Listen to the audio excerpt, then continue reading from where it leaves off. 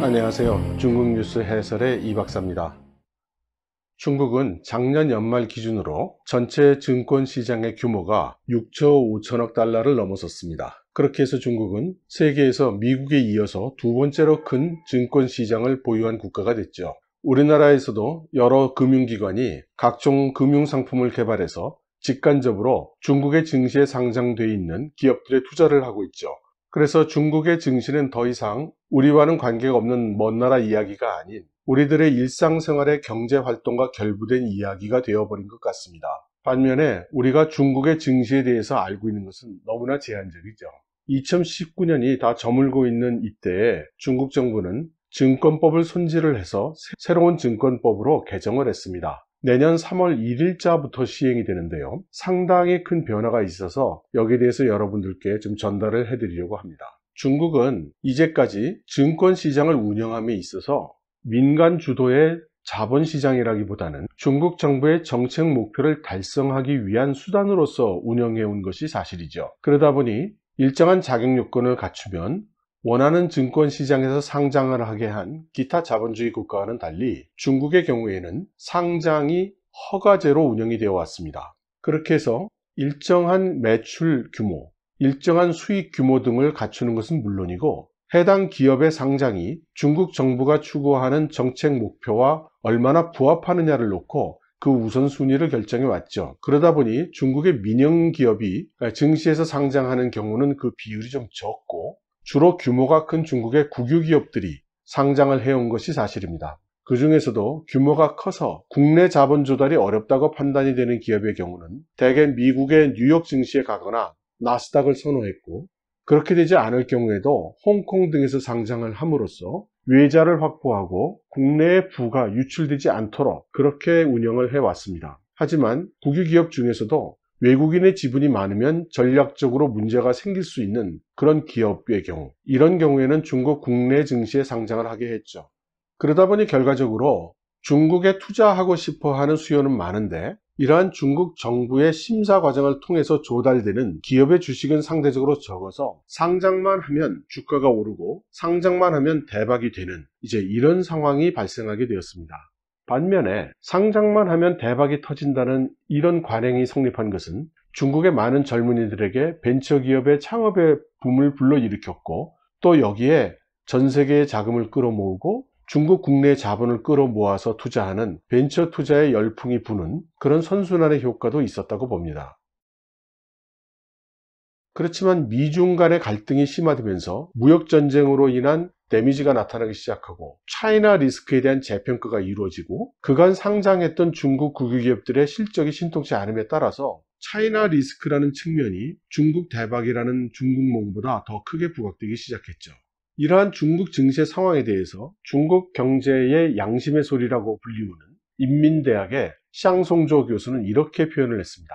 중국의 증시는 왜 활발하게 움직이지 못하는가? 그것은 당연하다. 중국 상장사 전체 이익의 절반 가까이를 은행이 차지하고 두 번째로 15% 정도를 부동산 기업이 차지하고 있다. 금융기관이나 부동산 회사가 돈을 벌고 혁신기업이나 첨단 과학기술 기업이 돈을 벌지 못하는 이 상황이 중국의 증시를 침체하게 만들고 있는 것이다. 이렇게 표현을 했죠. 그러면서 실적을 내지 못하고 이익을 내지 못하는 그런 중국 기업들에 대해서 자꾸 투자하면 안 된다고 조언도 했습니다. 이제 중국 전체에 외국인 자본이 빠져나가기 시작하고 중국 내의 자금들도 자꾸 탈중국을 시도하면서 중국 정부는 새로운 정책을 내놓지 않으면 안 되는 그런 단계에 온 것 같습니다. 그것이 바로 지난 12월 28일에 전국인민대표회의 상무위원회에서 증권법을 개정하게 된 그 배경으로 생각이 됩니다.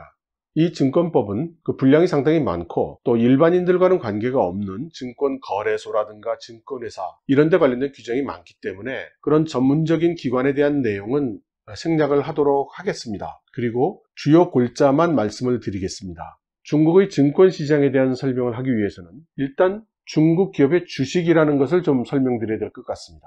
우리나라에서는 실제로 주권을 발행하지 않더라도 주식회사를 만들고 주식회사법에 따라 기업 운영을 하죠. 그런데 중국의 경우는 기업법이 우리하고 조금 틀립니다. 유한한 책임을 진다는 의미에서는 우리의 주식회사와 동일하지만 우리가 많이 일상적으로 접하고 있는 중국의 유한공사라는 것은 그 지분을 자유롭게 매매를 할 수가 없다는 점에서 우리와 제도가 다릅니다. 중국에서는 주식 매매를 하기 위해서는 실물로서의 주식을 발행을 해야 합니다.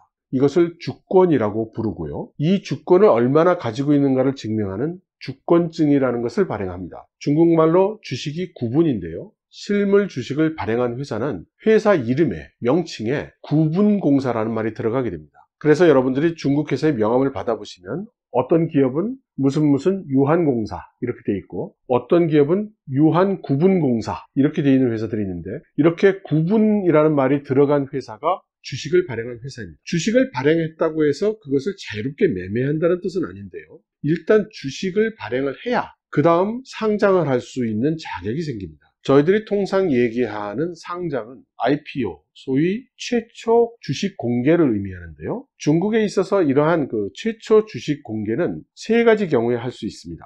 하나는 불특정 다수에게 최초로 주권을 공개하는 것. 정확히 우리의 IPO, 최초 주식 공개에 해당이 되는 것이고요. 이러한 IPO는 불특정 다수에게 주식을 공개하는 것이죠. 두 번째는 중국에서는 이 경우가 아닌 특정한 다수에게 주식을 공개할 수 있습니다. 200인 이상의 특정인들에게 주식을 공개하는 것이 가능하고 종업원 지주제가 있는 회사의 경우에는 종업원 지분은 이 200인 숫자에 들어가지 않습니다. 대부분 과거에 있었던 중국의 국유기업 또는 농촌기업들을 공개할 때 사용되는 방법입니다. 그리고 세 번째로는 국가가 정한 특별한 경우, 특별한 법률 또는 특별한 조치에 의해서 공개되는 경우, 이 경우에도 주식 공개를 할 수 있습니다. 주로 특정 국영기업을 공개할 때 많이 사용되는 그런 방법입니다. 이번 중국의 증권법의 가장 근본적인 큰 변화는 과거 심사제 또는 허가제로 돼 있었던 주식 공개 요건을 등록제로 완화한 것입니다. 우리나라 같은 경우 또 미국 같은 경우 또 대부분의 국가에 있어서 주식 공개는 등록제입니다. 일정한 요건을 갖추면 특별히 허가를 받지 않고 본인들이 원하는 증권 시장을 찾아서 거기에서 공개를 하는 것이죠. 그러나 중국은 아까 말씀드린 것처럼 기업이 증시에 상장을 하기 위해서는 아무리 경영실적이 좋고 매출이 크고 수익이 좋아도 국가가 너는 공개도 좋다고 허가를 해야만 공개를 할 수 있었습니다. 이것을 등록제로 완화한 것입니다. 그리고 기존에는 허가제임에도 불구하고 기본 요건을 갖춰야 했습니다. 매출이 일정 규모 이상이어야 됐고 이익이 일정 규모 이상이어야 됐고 또 이익을 낸 기간이 일정 기간 이상이어야 했습니다. 그런데 이 조건들을 모두 없앤 것입니다. 그냥 경영을 유지할 능력이 있다고 판단되면 상장을 할 수 있도록 대폭 완화를 한 것입니다. 이 경영을 지속할 능력이 무엇인가에 대해서는 구체적으로 정해진 것이 없습니다. 이러한 등록 요건에 대한 심사를 증권감독관리위원회 그리고 증권거래소에서 다시 하도록 되어 있기 때문에 이들 기관에서 보고 당분간 경영을 지속할 수 있는 능력이 있다고 판단되면 더 이상 따지지 않고 공개를 하도록 하겠다는 그런 취지로 생각이 됩니다. 그렇게 되면 사실상 대부분의 중국 기업이 상장을 할 수 있는 여지가 생기는 것이죠. 이렇게 되면 앞으로 많은 수의 중국 기업들이 상장을 시도할 것으로 생각이 되는데요. 자격이 없거나 모자란 기업들이 상장을 시도하는 일을 막기 위한 최소한의 방어 장치로 이번 증권법에서 규제하고 있는 사항은 단지 상장한 후에도 만일 기업에게 문제가 있다는 것이 발견이 되거나 불법적인 행동이 발견이 되거나 하자가 발견이 되면 해당 기업의 경영자, 대주주, 그리고 해당 기업 등이 공개된 주식을 다시 되사도록 이렇게 규정을 하고 있습니다. 주식 공개를 시도했지만 아직 판매하지 않은 경우에는 철회, 주식을 공개했지만 아직 유통되지 않은 상태에 있으면 되사고, 그리고 그 사람들이 소비한 시간만큼 은행 이자를 덧붙여서 지불하도록 그렇게 규정을 하고 있습니다. 그리고 이미 주식이 유통된 후에는 시장 내에서 다시 그 주식들을 모두 되사도록 이렇게 규정을 하고 있습니다. 하지만 만일 상장을 하고 시장에 유통된 후에 해당 기업의 하자가 발견이 됐다 하더라도 그 기업 보고 그 주식을 되사라고 하면 그 돈이 아직 남아 있을까요? 실제로는 아마 별로 유효하지 않은 그런 조항일 것으로 생각이 됩니다. 그리고는 당연한 말임에도 불구하고 상장한 이후의 경영상의 모든 변화는 그 기업의 경영관리층이 책임을 져야 하고 해당 기업의 주식을 구매한 투자자의 경우에는 모든 투자 리스크를 자신이 책임하에 져야 한다. 이렇게 명문화하고 있습니다. 이렇게 당연한 말인데도 굳이 명문화한 것은 증권시장에서 야기되는 사태에 대해서 국가의 책임은 없다는 것을 분명히 하고 싶었던 것으로 생각이 됩니다. 이러한 태도는 또 다른 의심을 낳게 하는데요. 앞으로 이 새로운 증권법에 의해서 상장하는 기업의 주식에 대해서는 투자자들이 자기 책임 하에서 투자를 하는 것이 맞다고는 하더라도, 그러면 지금까지 국가가 선정해서 국가가 허가해서 특별히 상장을 시킨 그 기업들에 대해서는 어떻게 되는 것일까요? 만일 지금까지 상장해왔던 중국의 대형 기업들, 국유 기업들이 사실은 문제가 있었다고 한다면, 아직 시중에 알려지지 않은 부실이 있었다고 한다면 그것은 누가 책임을 져야 하는 것일까요? 그것이 제 개인의 과한 의심이기를 바랍니다. 이렇게 허가제에서 등록제로, 그리고 상장 요건을 대폭 완화한 목적은 당연히 많은 중국 기업들에게 상장의 기회를 주기 위한 것일 것입니다. 그리고 이들 기업들에 대한 투자 책임은 모두 투자자들 본인에게 있는 것이고요. 이렇게 되면 상장을 시도하는 중국 기업들의 정보, 그들의 신용도, 그들의 경영 상황, 이런 것이 아주 매우 중요하게 됩니다. 현재로서는 이들에 대한 정보를 확보할 수 있는 수단은 사실상 회계사무소들의 회계감사 보고서밖에는 없습니다. 물론 중국 정부는 이들 중국 기업들이 상장을 하게 되면 만일에 주가에 영향을 끼칠 수 있는 중요한 상황이 발생을 하면 곧바로 신고를 하고 공고를 하도록 하고는 있죠. 그러나 특별한 사항을 신고하지 않는 경우에 있어서 해당 기업의 경영 상태를 알아볼 수 있는 방법이 사실상은 회계감사 보고서밖에 없는 것이죠. 중국의 증권법에 따르면 상장사는 연도 보고 4개월 전에 예비 보고를 하게 되어 있고, 반기 보고의 경우는 2개월 전에 예비 보고를 하게 되어 있습니다. 그러므로 실제 본 보고가 나오는 것까지 합치면 1년에 약 4차례의 회계감사 보고를 볼 수 있다는 뜻이 되겠는데요. 문제는 이 회계감사 보고의 내용이 얼마나 정확하냐는 것입니다. 지금까지 중국의 회계감사 보고서라는 것을 100% 믿는 사람들은 별로 없습니다. 상당히 주물러진 데이터라고 다들 보고 있고요. 그것은 회계사무소의 회계 서비스에 돈을 지불하는 것이 해당 기업인 이상 어쩌면 피할 수 없는 일인지도 모르겠습니다. 그리고 관례적으로 지금까지 중국 내에서의 회계사무소들의 그 감사 보고라는 것은 최소한의 사항만 감사하는 것으로도 알려져 있죠. 이러한 중국식 회계 감사 보고서조차 내지 못하는 그런 회사들도 있지만 말입니다. 그래서 정규적인 회계 감사 보고서가 못 나오는 기업은 사실상 파산한 기업이라고 다들 생각하고 있죠. 중국 정부는 지금까지는 상장사에 대한 관리 감독을 증권감독관리위원회에서만 하고 있었는데, 바로 이 문제 때문에 새로운 조항이 신설이 돼서 앞으로는 회계사무소가 상장사에 대한 회계감사를 하게 되면 기존과 똑같이 회계감사 보고서 한 부를 증권감독관리위원회 쪽으로 보내고, 내년부터는 또 다른 한 부를 중국 재정부에 보내도록 되어 있습니다. 중국 재정부가 이것을 보는 이유는 기업의 회계감사가 재정부의 소관사항이기 때문입니다. 그리고 회계감사 사무소들의 관할 부서가 또 재정부이기 때문이죠.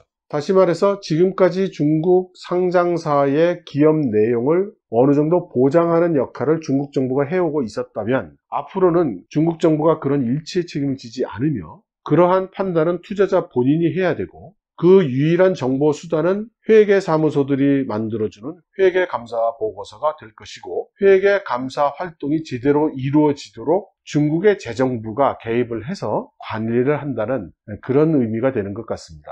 미중 무역 전쟁의 영향으로 중국 정부는 금융 서비스 분야를 대폭 개방을 했는데요. 내년부터는 외국의 회계사무소나 증권회사, 그리고 투자은행들이 중국에 진입할 것으로 생각이 됩니다. 그리고 이 새로운 증권법에 따라서 대폭 낮아진 문턱으로 인해서 엄청난 수의 중국 기업들이 상장을 시도할 것으로도 예상이 됩니다. 하지만 상당수의 중국의 전문가들은 많은 수의 중국 기업들이 제대로 된 회계감사 보고서를 못 내놓을 가능성이 있다고 이렇게 지적을 하고 있습니다. 왜냐하면 회계감사 사무소의 입장에서 볼 때 회계감사 수수료에 비해서 회계감사 결과가 잘못되어 있을 때 새로운 증권법으로 인해서 받는 처벌이 엄청나게 규모가 크기 때문입니다. 새로운 증권법은 여러 가지 부조리나 불법적인 상황에 대한 처벌을 대폭 강화해서 3배에서 10배 이상 그렇게 벌금이라든가 처벌을 강화했습니다. 그래서 회계사무소들 입장에서는 한 회사 푼돈 벌자고 엄청난 리스크를 안을 이유가 없어진다는 것이죠. 그래서 회계사무소들이 과거와는 달리 특히 상장을 대비한 회계감사의 경우에는 꼼꼼하게 볼 것이라고 전망을 하는 것입니다. 그리고 제대로 된 회계감사를 하면 상당수의 중국 기업들이 지적사항이 많이 나오게 되고, 그로 인해서 상장을 위한 정보 제공 단계에서 여과될 것으로 본다는 것이죠. 또 비관적으로 보는 전문가들 중에는 중국 증시에 유입되고 있거나 투입되고 있는 자금의 규모는 상장하는 회사가 많아진다고 해서 갑자기 커질 일은 없고, 반면에 갑자기 상장하겠다고 몰려오는 회사들은 많아지기 때문에 결과적으로 중국 증시의 평균 주가는 오히려 내려갈 것이다, 이렇게 관망하는 사람도 있습니다. 그런데 저는 그런 상황이 충분히 일어나겠지만 우량한 중국 기업들이 나타나게 될 가능성도 적지 않다고 생각합니다. 제가 개인적으로 알고 있는 몇 개의 아주 우수한 중국의 민영 기업들이 있는데요. 이들은 실적도 좋고 기술력도 좋고 여러 가지 면으로 상당히 우수한데도 불구하고 중국의 증시에서 상장할 기회를 부여받지 못했습니다. 앞서 말씀드린 것과 같은 중국 정부의 정책 목표 우선적인 상장 기업 선정 때문에 제가 말씀드린 것과 같은 이런 우량한 민영기업, 우량한 중소기업, 국가 전략과는 관계없이 민간 시장에서 활기찬 활동을 하고 있는 이런 중국의 민영기업들은 증시에 상장될 기회를 부여받지 못했던 것이죠. 이렇게 그동안 기회를 부여받지 못했던 기업들도 새로운 길이 열리면서 상당수 상장을 추진할 것으로 생각이 됩니다. 그래서 옥석을 구분할 수 있는 능력만 갖추게 된다면 이것이 또 다른 기회, 유망한 중국 기업들이 상장할 수 있는 기회가 됨과 동시에 우수한 중국의 민영기업에게 투자할 수 있는 선순환의 고리를 만들 수 있는 그런 기회도 동시에 올 수 있다고 생각을 합니다. 과연 새로운 증권법이 긍정적인 효과를 더 많이 가져올지 부정적인 효과를 더 많이 가져올지는 보다 면밀하게 관찰을 해봐야 되겠지만 아는 만큼 보일 것이라는 점에는 이론의 여지가 없을 것 같습니다. 여러분 감사합니다.